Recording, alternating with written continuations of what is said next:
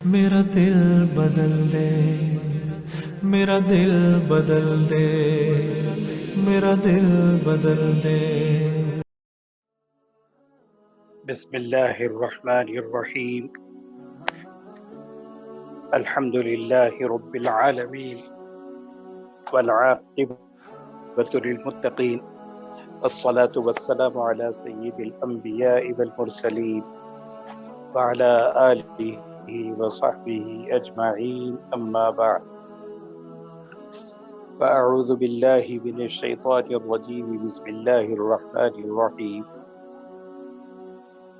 ان هذا القرآن يهدي للتي هي اقوم ويبشر المؤمنين الذين يعملون الصالحات ان لهم اجرا كبيرا۔ فقال تعالى: فقال الرسول يا رب ان قوم اتخذوا هذا القرآن مهجورا۔ صدق الله العظيم۔ وقال النبي صلى الله عليه وسلم: من تعلم القرآن وعلق مصحفه لم يتعاهد ولم ينظر فيه جاء يوم القيامة متعلقا به يقول يا رب العالمين إن عبدك هذا اتخذني مهجورا فاقض بيني وبينه، كما ذكره الثعلبي كذا في تفسير القرطبي۔ محترم سامعین و سامعات، ایک مبارک سلسلہ قرآن مجید اور تفسیر سے متعلق جو چل رہا تھا، رمضان کے مبارک مہینے کا یہ آخری پروگرام ہے۔ پھر اس کے بعد انشاءاللہ آگے کے سلسلے جاری رہیں گے۔ اس ضمن میں مجھے اس وقت جو ضروری باتیں عرض کرنی تھی وہ یہ کہ اس وقت کی تقریر کا عنوان ہے قرآن مجید اور ہماری ذمہ داریاں۔ قرآن مجید سے متعلق خود اللہ رب العزت نے یہ بات ارشاد فرمائی: ان هذا القرآن یہدی للتی ہی اقوم، کہ بے شک یہ قرآن ایسا ہے جو لوگوں کو انتہائی سیدھا راستہ بتاتا ہے۔ اللہ رب العزت نے انسانوں کو پیدا فرمایا۔ اللہ رب العزت خالق کائنات ہے، اور اللہ تعالیٰ یہ بہتر جانتے ہیں کہ انسان کو کون سا طریقہ اچھا ہے جس پر چلنے سے کامیابی حاصل ہوتی ہے۔ جیسے کوئی آدمی کوئی چیز ایجاد کرے، کوئی چیز تیار کرے، اس کے ساتھ اس کو کیسے استعمال کرنا چاہیے اس کا طریقہ بھی بیان کرتا ہے۔ مثال کے طور پر کار بنائی گئی، کار کے بارے میں کار بنانے والے نے کہا کہ یہ کار پیٹرول سے چلے گی، تو اس میں ڈیزل اگر ڈالیں گے تو وہ گاڑی نہیں چلے گی، بلکہ پیٹرول ہی ڈالنا ضروری ہے۔ پھر اسی کے ساتھ اس میں یہ بتایا گیا کہ یہ بریک ہے، یہ ایکسیلیٹر ہے۔ تو اگر کوئی آدمی اس کے بتائے ہوئے طریقے کے مطابق بریک کے وقت میں بریک کو دبایا، گاڑی تیز چلانے کے لیے ایکسیلیٹر دبایا، تو گاڑی اپنی منزل مقصود پہ پہنچ سکتی ہے۔ لیکن کوئی آدمی اگر منمانی چلنا چاہے، وہ یہ سوچے کہ میرا جی جیسا چاہے میں ویسے عمل کروں گا، تو وہ بجائے بریک کے ایکسیلیٹر پہ پاؤں رکھ دیا، اور جہاں ایکسیلیٹر پہ پاؤں رکھنا ہے وہاں پر بریک پہ پاؤں رکھ دیا، تو ظاہر ہے کہ وہ گاڑی اپنی منزل مقصود پہ نہیں پہنچے گی، بلکہ نہ جانے کتنے قسم کے نقصانات اس کو ہوں گے۔ اسی طریقے سے اللہ رب العزت نے انسان کو بنایا اور بنا کے یہ بتایا کہ اس کے لیے کیا چیز اچھی ہے اور اس کے لیے کیا چیز بری ہے، اور اس کو بیان کرنے کے لیے اللہ رب العزت نے قرآن کریم نازل کیا، اور قرآن کریم کے بارے میں یہ فرمایا کہ یہ لوگوں کو انتہائی سیدھا راستہ دکھاتی ہے۔ تو یہ قرآن مجید ہم کو سیدھا راستہ دکھانے والی کتاب ہے۔ تو جب اتنی یعنی اہم بات ہمارے پاس ہے تو ہماری ذمہ داری ہے کہ ہم اس بات کی کوشش کریں کہ اس قرآن مجید سے متعلق اس کے جو حقوق ہیں اس کو ادا کرنے کی کوشش کریں۔ سب سے پہلی بات تو یہ ہے کہ ہم قرآن مجید کو صحیح تلفظ کے ساتھ، صحیح پروننسیشن کے ساتھ پڑھنے کی کوشش کریں۔ میں ایک چھوٹی سی مثال دیتا ہوں۔ جیسے ایک مرتبہ ایک بزرگ لفٹ کے پاس کھڑے ہوئے تھے، لوگ کھڑے ہوئے تھے، اتنے میں لفٹ آ گئی تو ان بزرگ نے فرمایا کہ چلو بھائی لفٹ آ گئی ہے چلو۔ سارے لوگ پریشان کہ حضرت یہ لفٹ کو لیفٹ کیوں کہہ رہے ہیں؟ تو کسی سے رہا نہیں گیا، انہوں نے کہا حضرت اس کو لفٹ کہتے ہیں، لیفٹ نہیں کہتے۔ تو انہوں نے بتایا کہ لی اور لے میں کیا فرق ہے، لفٹ کہو یا لیفٹ کہو۔ انہوں نے کہا کہ نہیں، تھوڑا سا لی اور لے کہنے میں معنی کافی بدل جاتے ہیں۔ لیفٹ کے معنی ہے بائیں ہاتھ کی طرف اور لفٹ کے معنی ہے اونچا لے جانے والی چیز۔ خالی تھوڑے سے لے اور لی کی وجہ سے معنوں میں فرق آ گیا۔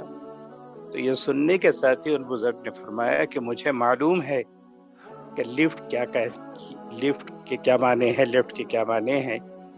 میں صرف تم لوگوں کو سمجھانے کے لیے ایسی بات کہی۔ تھوڑی دیر پہلے کچھ لوگوں نے کہا الحمدللہ رب العالمین پڑھنے سے کیا نقصان ہے، للہ ہی پڑھو یا للہ ہے پڑھو، کیا ہونے کا ہے؟ تو فرمایا کہ لی اور لے کے اندر جب اتنا فرق ہو سکتا ہے تو ویسے ہی قرآن مجید کے کئی مقامات کے اوپر زبر اور زیر کے صحیح ادا کرنے میں، تھوڑا سا غلط ادا کرنے میں کافی معنی بدل جاتے ہیں۔ اسی طریقے سے ہم لوگ انگلش میں اگر کسی کو ڈاکٹر اگر کہنا چاہیں تو ظاہر ہے کہ ڈاکٹر کہیں گے۔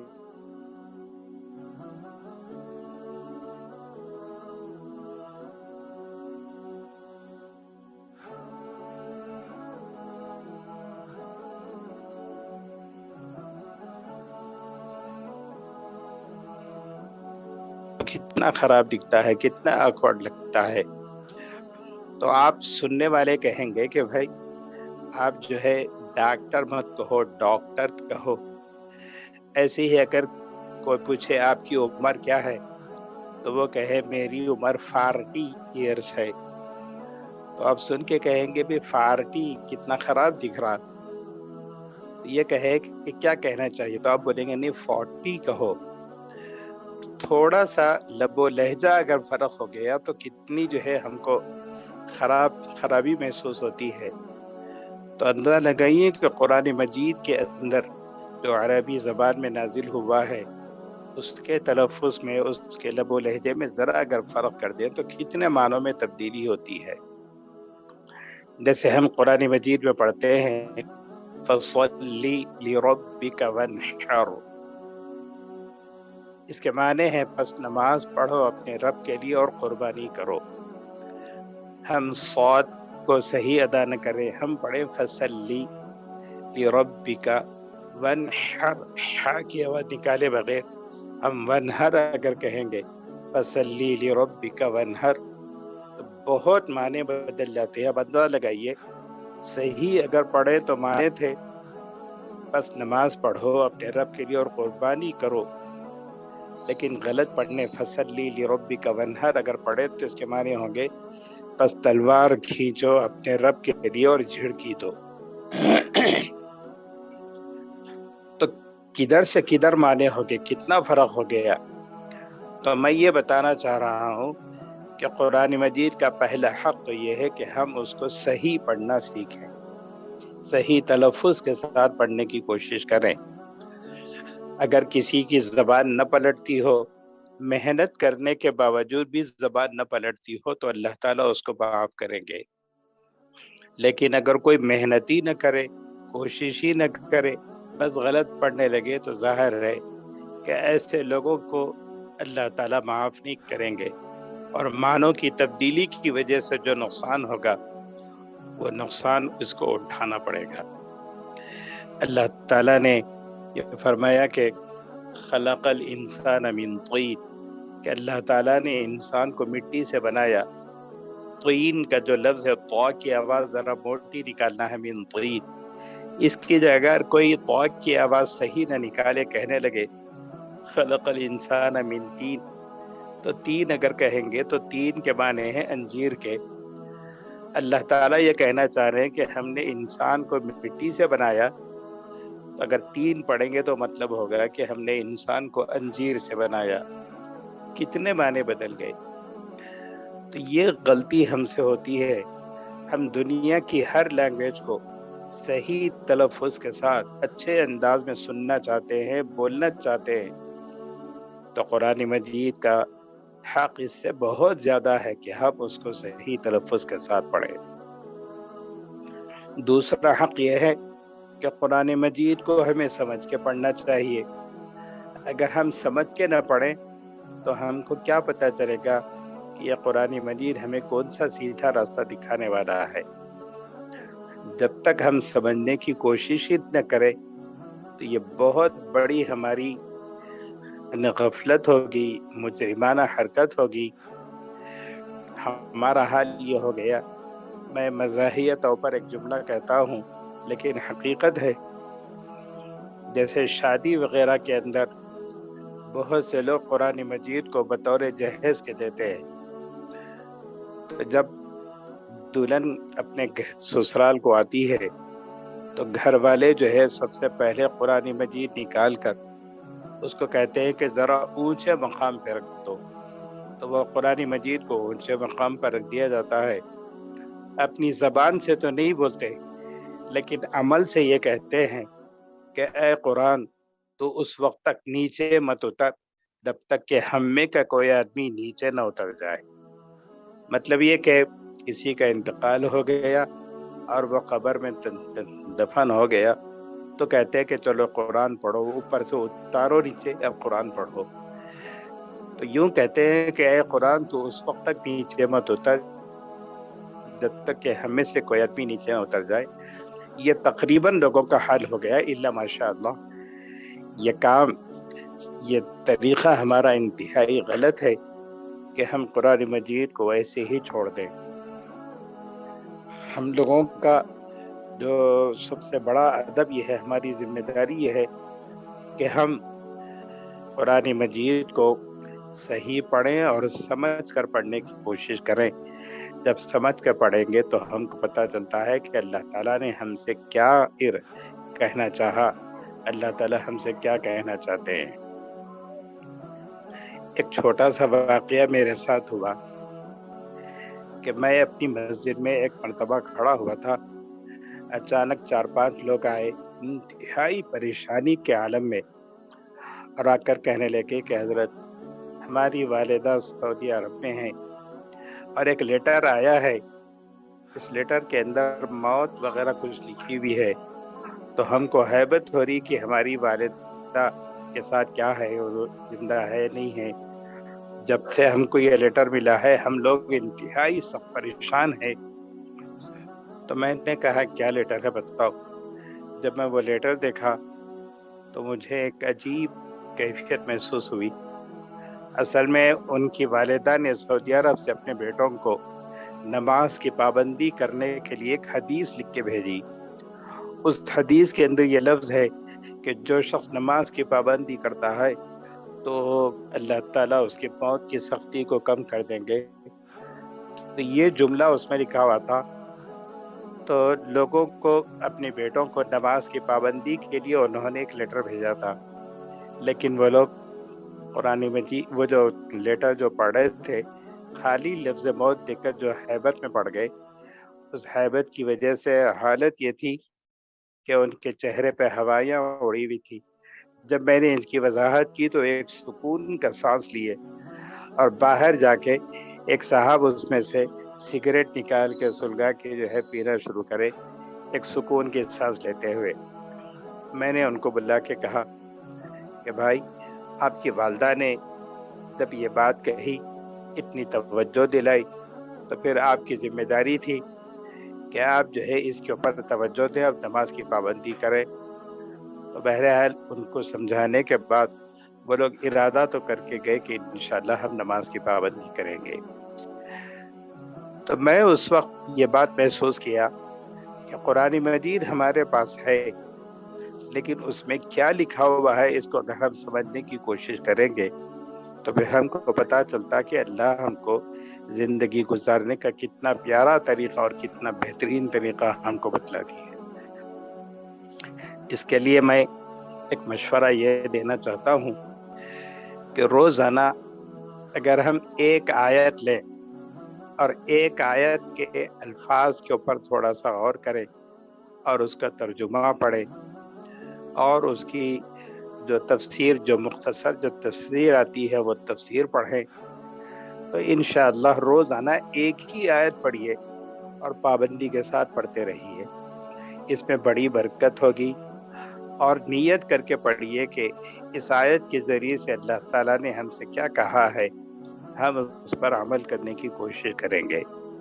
تو اس طریقے سے اگر پڑھنا شروع کریں گے تو ہمیں صحیح ہدایت ملے گی، صحیح رہنمائی ملے گی، زندگی گزارنے کا بہترین طریقہ ملے گا، اور ہماری زندگیوں میں ایسی برکت آئے گی کہ اللہ تعالیٰ ہماری بہت سی پریشانیوں کو دور کر دیں گے۔ میرے ایک شاگرد تھے، گورنمنٹ ملازم تھے، تنخواہ بہت کم تھی، تو وہ ایک مرتبہ میرے پاس آئے کہ کہنے لگے کہ مولانا میرے پاس اس وقت ایک پیسہ نہیں ہے، گھر میں راشن نہیں ہے، بچے ہیں، میں بہت پریشان ہوں، کیا کروں، تنخواہ میری پہلے ہی ختم ہو چکی۔ تو اس وقت میں نے ان سے کہا کہ ٹھیک ہے، ایک 500 روپے میں اپنے جیب سے نکال کر ان کو دیا اور کہا کہ کیا اس سے تمہارا کام چلے گا؟ کہنے لگے کہ ضرور چلے گا۔ بہت خوشی کے ساتھ جب جانے لگے تو میں ان کو بٹھایا، یا 1-2 منٹ کے لیے بیٹھو۔ پھر اس کے بعد میں نے کہا کہ یہ جو تنگی تمہارے پاس آ رہی ہے، یہ جو پریشانی تمہارے پاس آ رہی ہے، تو اس کے لیے میں تم کو ایک علاج بھی بتانا چاہتا ہوں، وہ یہ کہ تم روزانہ قرآن مجید کی تلاوت کرو۔ اتنی عادت ڈال لو کہ پورے دنیا کے کوئی بڑے سے بڑا کام کیوں نہ ہو، وہ کام کرنا ہے لیکن پہلے قرآن مجید پڑھ لیں، پھر اس کے بعد وہ کام کریں۔ یہ عادت ڈالو، اور پھر اس کے ساتھ روزانہ ایک آیت ترجمے کے ساتھ اور تفسیر کے ساتھ پڑھنے کی کوشش کرو۔ میرا اندازہ ہے کہ تقریباً 30 سال یا 35 سال پہلے کی بات ہے، اس کے بعد اس بچے نے، اس شاگرد نے جو اہتمام شروع کیا، الحمدللہ کئی قرآن مجید انہوں نے ختم کیے، قرآن مجید کے ترجمے کے کئی دور کر لیے، لیکن ان کی زندگی کے اندر اتنا زبردست انقلاب آ گیا کہ اب وہ جس مکان میں ہے وہ مکان کی قیمت تقریباً 3 کروڑ روپے کی ہے۔ ان کے بچے بھی ڈاکٹر بنے، انجینئر بنے، پھر کبھی ویسی مشکل اور پریشانی کی گھڑی اس کی زندگی میں نہیں آئی۔ تو میں یہ واقعہ اس بات سے بیان کرنا چاہتا ہوں کہ یہ قرآن پاک کی روزانہ کی تلاوت کی برکت ایسی ہوگی کہ اللہ تعالیٰ ہر مشکل سے اللہ تعالیٰ ہم کو باہر نکالیں گے۔ ہر مشکل سے میں اگر ہم ہیں تو نکلنے کا راستہ اللہ تعالیٰ ہمارے لیے پیدا کریں گے، اور مصیبتیں ختم ہوں گی، ہمت رہے گی، اور آج کل کے جو حالات گزر رہے ہیں کرونا وغیرہ کے ذریعے سے، ساری دنیا میں جو ڈر اور خوف کا ماحول ہے، انشاءاللہ یہ قرآن مجید ہم کو ہدایت دے گا اور ہم صحیح راستے پہ چلیں گے۔ انشاءاللہ کوئی ڈر وغیرہ نہیں ہوگا۔ خود اللہ تعالیٰ کا جیسے ارشاد ہے، قُل لَن يُصِيبَنَا إِلَّا مَا كَتَبَ اللَّهُ لَنَا۔ اے نبی صلی اللہ علیہ وسلم آپ فرما دیجئے کہ ہمیں کوئی مصیبت نہیں پہنچتی، صرف وہی مصیبت پہنچتی جس کو اللہ نے لکھ دیا، اس کے علاوہ کوئی مصیبت ہرگز نہیں پہنچتی۔ اسی طریقے سے اللہ تعالیٰ نے ایک بات فرمائی، اذا جاء اجلهم لا یستأخرون ساعۃ ولا یستقدمون، کہ جب موت کا وقت آتا ہے تو نہ ایک لمحہ آگے بڑھ سکتا ہے، نہ ایک لمحہ پیچھے ہو سکتا ہے۔ جب قرآن مجید ہم پڑھیں گے تو یہ آیتیں ہم کو سمجھائیں گی کہ موت جب آئے گی جبھی آئے گی، اس سے پہلے موت نہیں آئے گی۔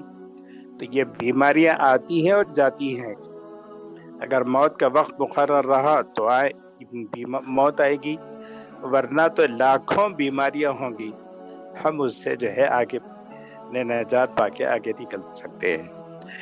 اور دوسری بات، جب اللہ تعالیٰ نے ہمارے مقدر میں جو لکھا تو وہی پہنچے گی، اس کے علاوہ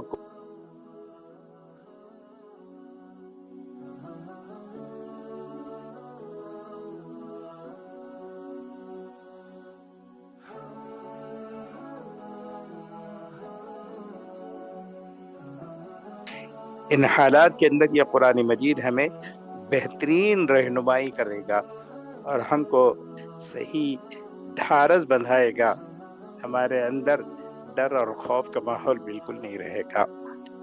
تو پہلی ذمہ داری ہماری یہ ہے کہ ہم قرآن مجید کو صحیح پڑھنے کی کوشش کریں۔ دوسری ذمہ داری یہ ہے کہ ہم قرآن مجید کو ترجمے کے ساتھ پڑھنے کی کوشش کرتے رہیں۔ اور تیسری ذمہ داری یہ ہے کہ ہم اپنی اولاد کو سب سے پہلے قرآن مجید سکھائیں۔ دوسری تعلیم وغیرہ جو بھی دلانا چاہیں گے ہم ضرور دلائیں، لیکن سب سے پہلے ہم اپنی اولاد کو قرآن مجید سکھائیں، قرآن مجید صحیح پڑھنا سکھائیں۔ اگر ہم یہ نہیں کریں گے تو پھر کل قیامت کے دن ہم لوگ اپنے بچوں کا حق ادا نہ کرنے کی وجہ سے اللہ کے یہاں پکڑے جائیں گے۔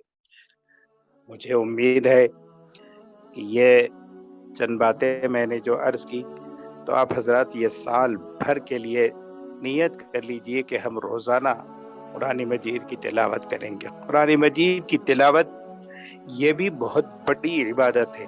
خود اللہ کے رسول صلی اللہ علیہ وسلم کے ارشاد ہے، افضل العبادتی تلاوت القرآن، کہ عبادت کی سب سے بہترین شکل، یہ بہترین عمل، بہترین عبادت قرآن مجید کی تلاوت بھی ہے۔ تو یہ تلاوت اگر ہم کریں گے تو انشاءاللہ اللہ تعالیٰ ہمیں ہر حرف کے اوپر 10 نیکیاں عطا کرنے کا وعدہ کیا ہے۔ یہاں ایک اور بات بھی میں آپ حضرات کے فائدے کے لیے عرض کروں کہ ہم قرآن مجید کا ایک حرف پڑھیں گے تو 10 نیکیاں ملیں گے، الف لام میم کہیں گے تو 30 نیکیاں ملیں گے۔ اور عجیب اللہ کی قدرت ہے، جب ہم تلاوت کرتے ہوئے ہم پڑھیں گے لفظ شیطان، ان الشیطان کان للانسان عدوا مبینا، تو یہ آیت کے اندر لفظ شیطان آیا، تو اس لفظ شیطان کے اوپر بھی اللہ تعالی ہم کو 50 نیکیاں عطا کرے گا، اس لیے کہ لفظ شیطان میں 5 حروف ہیں۔ ہم قرآن مجید کی تلاوت کرتے ہوئے فرعون کا لفظ اگر آیا تو اس لفظ فرعون کے اوپر بھی ہمیں 50 نیکیاں ملیں گی۔ مطلب یہ کہ قرآن مجید کے ہر حرف کے اوپر اللہ تعالی ہم کو نیکیاں عطا کرتے ہیں۔ تو ثواب حاصل کرنے کا بہترین ذریعہ اللہ کی عبادت کا بہترین ذریعہ ہے۔ اور ایک حدیث میں ہے کہ جو آدمی قرآن مجید کی تلاوت میں ایسا مصروف ہے کہ اس کو دعا مانگنے کی فرصت نہیں ملتی، تو اللہ تعالیٰ اس کو دعا مانگنے والوں سے زیادہ بہتر عطا کرتے ہیں۔ تو یہ قرآن مجید کی برکتیں ہیں، ہم تلاوت بھی کریں، صحیح انداز میں تلاوت کریں، سمجھ کرنے کی کوشش کریں۔ اس وقت یہ جو تنظیم ہے الفجر کا جو ادارہ ہے، اس کے ذریعے سے تفسیر کا سلسلہ جاری ہے، مختلف علماء کرام کے بیانات کا سلسلہ جاری ہے۔ تو یہ بہت اچھا ہے، اس سے ہم استفادہ کرتے رہیں، اپنی زندگی کے اندر سے اوقات نکالیں اور قرآن مجید کو صحیح پڑھنے کی کوشش کرتے رہیں۔ ارادہ اگر کریں گے تو اللہ تعالیٰ اسباب بناتے رہیں گے، اور اسباب ایسے بنیں گے کہ آپ کو سیکھنا اور اس پر عمل کرنا انشاءاللہ آسان ہوگا۔ میں ان چند باتوں کے ذریعے سے اپنی بات کو ختم کرتا ہوں۔ اللہ تعالیٰ سے دعا ہے کہ اللہ تعالیٰ ہم سب کو قرآن مجید بہتر سے بہتر انداز میں پڑھنے کی توفیق عطا فرمائے، جیسے کہ اس کا حق ہے اس حق کو ادا کرنے کی توفیق عطا فرمائے، اور اللہ تعالیٰ اس ادارے کو کامیاب کرے۔ اس سلسلے میں جو لوگ محنت کر رہے ہیں اللہ تعالیٰ ان کو خوب جزائے خیر عطا فرمائے۔ الحمدللہ یہ جو ذریعہ ہے انٹرنیٹ کے ذریعے سے ساری دنیا کے لوگ استفادہ کر سکتے ہیں، تو جب ہم صحیح استعمال کریں گے تو انشاءاللہ یہی ہمارے لیے نجات کا ذریعہ بھی بنے گا۔ لوگ اس کا غلط استعمال کر کے اس کے ذریعے سے جہنم کماتے ہیں، تو ہم انشاءاللہ صحیح استعمال کر کے انشاءاللہ اپنی آخرت کو بنائیں گے۔ اللہ تعالی ہم سب کو ہر چیز کو صحیح استعمال کرنے کی توفیق عطا فرمائے۔ وآخر دعوانا ان الحمدللہ رب العالمین۔ درود شریف پڑھ لیجیے دعا کر کے۔ اللہم صلی علی سیدنا و مولانا محمد بعدد كل داء فتباء وبعدد كل علة وشفاء وبارك وسلم. اللهم احفظنا من كل بلاء الدنيا وعذاب الآخرة.